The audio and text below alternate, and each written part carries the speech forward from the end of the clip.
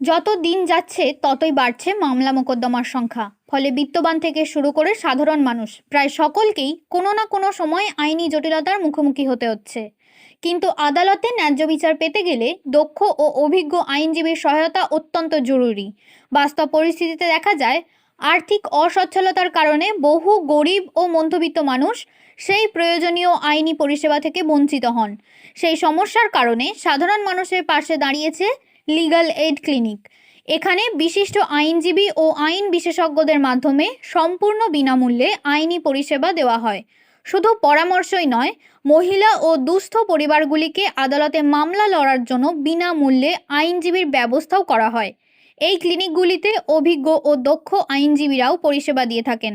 বর্তমানে আরামবাগ মহকুমার খানাকুল ও গোঘাট এলাকায় এই ধরনের লিগ্যাল এইড সার্ভিস কেন্দ্র গড়ে তোলা হয়েছে। যে কোনো মানুষ এখান থেকে নিখরচায় আইনি পরামর্শ ও সহায়তা পেতে পারেন।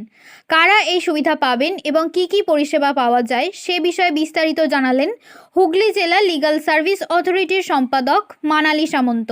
জেলা আইনি পরিষেবা কর্তৃপক্ষ হুগলির তরফ থেকে আমাদের গোঘাট 1 বিডিও অফিসে একটি লিগ্যাল এইড ক্লিনিক ওপেন হলো। লিগ্যাল এইড ক্লিনিক এই বিষয়টি হচ্ছে যেখানে আইনি পরিষেবা এবং আইনি লিগ্যাল অ্যাডভাইস যেটা বোঝায় সেগুলি দেওয়ার যে প্রক্রিয়া, সেই প্রক্রিয়াটা এই ক্লিনিকের মাধ্যমে যাতে সাধারণ মানুষের কাছে পৌঁছে যায় সেই প্রচেষ্টার জন্য আমাদের এই অফিস। কারা কারা এই ডিস্ট্রিক্ট লিগ্যাল সেল থেকে সুবিধা নিতে পারে এবং এটা সাহায্য নিতে গেলে কি কি প্রয়োজনীয় ডকুমেন্টস লাগবে একটু যদি বলেন। এখানে সব ধরনের মানুষ, সাধারণ মানুষ আসতে পারেন। এসে তারা আইনি সাহায্য কি কি প্রয়োজন সবিস্তারে জানাতে পারেন। আমাদের এখানে আইনজীবী থাকবেন, প্যারালিগাল ভলেন্টিয়ার থাকবেন, তারা সব রকমভাবে গাইড করে দেবেন। নথির কি প্রয়োজন সেই নথির ব্যাপারটাও তারাই বলে দেবেন। আইনি পরিষেবা বলতে কি বোঝায় সেটা হয়তো এক কথায় বলা সম্ভব নয়, কিন্তু আমাদের লিগ্যাল সার্ভিসেস অথরিটিস যে লিগ্যাল সার্ভিসেস অ্যাক্ট যে আইন আছে 1987 সালে সেটা এই ধারা এসছিল, এই আইন এসছিল। এখানে কিছু ক্রাইটেরিয়া বলে দেওয়া রয়েছে যে এই আইনি পরিষেবা ফ্রিতে বিনামূল্যে কারা কারা পেতে পারেন। সেই বিনামূল্যে পাওয়ার ক্রাইটেরিয়ার মধ্যে সমস্ত মহিলারা পড়ছেন, এই আওতায় মহিলারা রয়েছেন, এবং পুরুষরা যারা SC ST নন, তাদের যদি বার্ষিক ইনকাম 1 লক্ষ টাকার নিচে হয় তারা পাবেন। এবং আমাদের যদি SC ST হয় তাদের জন্য ইনকামের কোনো ক্রাইটেরিয়া নেই। এবং যদি কোনো জেলবন্দি আসামি থেকে থাকেন তাদের জন্য কোনো ইনকাম ক্রাইটেরিয়া নেই। তারা সব রকমভাবে ফ্রি লিগ্যাল অ্যাডভাইস শুধু নয়, লয়ার তারা পাবেন। লয়ার বিনামূল্যে, লয়ার মানে লয়ারের যে খরচ সেটা সম্পূর্ণভাবে সরকার বহন করবে। এই সমস্ত কিছুর প্রক্রিয়া কিভাবে হবে, কিভাবে পাবে, এর জন্য যা প্রয়োজনীয় নথি, কি নথি প্রয়োজন, কোন কোর্টে যাবে, কি উপায় হবে, এই সব কিছু গাইড করে দেওয়ার জন্য সাধারণ মানুষকে ক্লিনিকের অফিসের সূচনা। ম্যাডাম, বর্তমান যা সময় বা পরিস্থিতি চলছে তাতে করে কি মনে করেন আইন জানাটা কতটা জরুরি? বর্তমান পরিস্থিতিতে আইন জানাটা প্রত্যেকটি মানুষের, ছোট বড়, ছোটদের মতো আইন, বড়দের যা যা রকমের আইন আছে সব কিছু জানাটা অত্যন্তভাবে জরুরি। ছোটদের ক্ষেত্রে আমরা সবাই জানি এখন পক্সো একটি আইন এসছে, যে পক্সোতে নাবালক বা নাবালিকা যদি কোনো রকম যৌন হেনস্থার শিকার হয় সেই ক্ষেত্রে আইনে কি ব্যবস্থা, সেই আইনি ব্যবস্থার কথা বলা রয়েছে। সেক্ষেত্রে ছোটদের ক্ষেত্রেও এই বিষয়গুলো পক্সো আইন ব্যাপারে জানাটা জরুরি, এবং বড়দের ক্ষেত্রে যারা প্রাপ্তবয়স্ক রয়েছেন তাদের জন্য তো আইন জানাটা জরুরি বটেই। এবং আইনেই বলা হচ্ছে যে কোনো একটা কিছু অপরাধ বা কোনো একটা কিছু ঘটনা ঘটিয়ে দেওয়ার পরে এটা বলা যাবে না যে আমি আইন জানি না।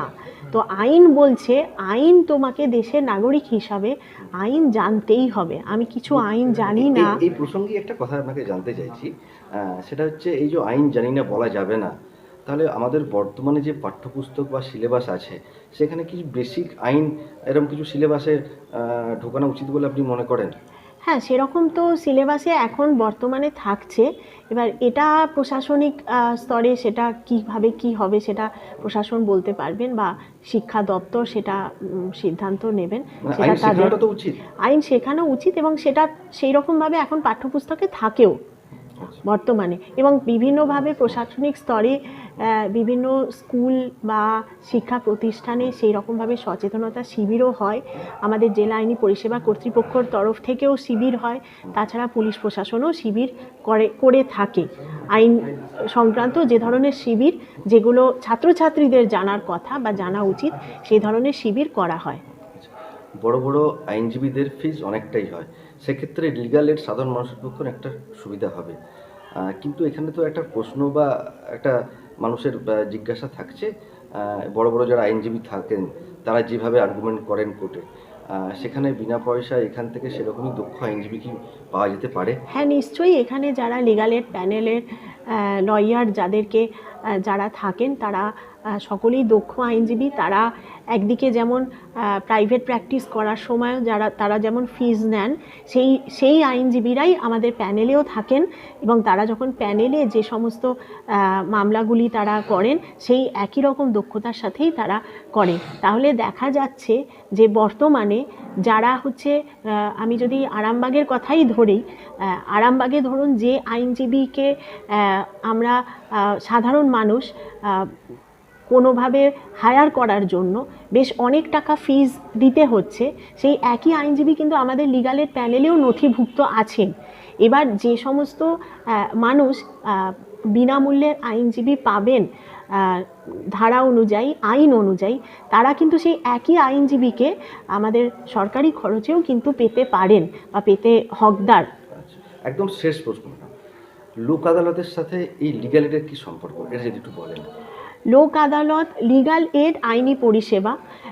লোক আদালত হচ্ছে আদালত, যেমনভাবে কোর্টে বিচার হয় এই লোক আদালতেও বিচার হয়, কিন্তু লোক আদালতের বিচার প্রক্রিয়াটা একটু আলাদা সাধারণ কোর্টের থেকে। কারণ লোক আদালতে একদিনে বিচার প্রক্রিয়া শেষ করে একদিনেই তার রায় দেওয়া হয়, এবং এই লোক আদালত সুপ্রিম কোর্টের নির্দেশ মতে বছরে 3 মাস অন্তর অন্তর 4 দিন হয়। সেই ডেট সুপ্রিম কোর্ট থেকে বলে দেওয়া হয়, এবং এই দিনে 3 মেম্বার জাজ বসেন। মানে লোক আদালতে সাধারণভাবে কোর্টে একজন বিচারক রায় দেন, কিন্তু লোক আদালতে 3 মেম্বার জাজ থাকেন।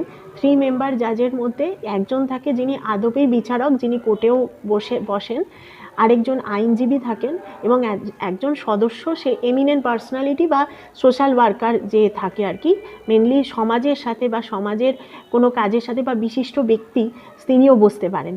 তো এইরকম 3 মেম্বার জাজ বেঞ্চ হয় লোক আদালতে, এবং এই লোক আদালতে বিভিন্ন ধরনের কোন মামলা লোক আদালতে নিষ্পত্তি হবে তার একটা লিস্ট করে দেওয়া আছে বা বলে দেওয়া আছে। তো সেই মামলাগুলি মূলত দেওয়ানি মামলা, ব্যাংকের লোনের মামলা, ট্রাফিক বা মোটর ভেহিকেলসের মামলা, এবং যে ম্যাট্রিমোনিয়াল ডিসপিউট বলি আমরা, বা বৈবাহিক সূত্রে যে সমস্ত মামলাগুলো, খোরপোশের মামলা, এই সব মামলা কিন্তু লোক আদালতে একদিনে 3 মেম্বার জাজের কাছে বিচার হয়ে একদিনে দুপক্ষকে শুনে বিচার হয় বা রায়দান হয়। ধন্যবাদ ম্যাডাম, আপনার পরিচয়। আমি মানালি সামন্ত, secretary, district legal services authority, Hooghly. নিউনুর sofa centre, এখানে সমস্ত রকম সোফা পাইকারি ও রিটেলে বিক্রয় করা হয়। সমস্ত সোফা নিজস্ব কারখানায় তৈরি করা হয়। প্রোপাইটার হানিফ হোসেন খাঁ ও রুহুল হোসেন খাঁ, বড়ডোঙ্গল হাটতলা সিনেমা হলের সন্নিকটে, হুগলি। যোগাযোগ 7797170093 এবং 9382003105।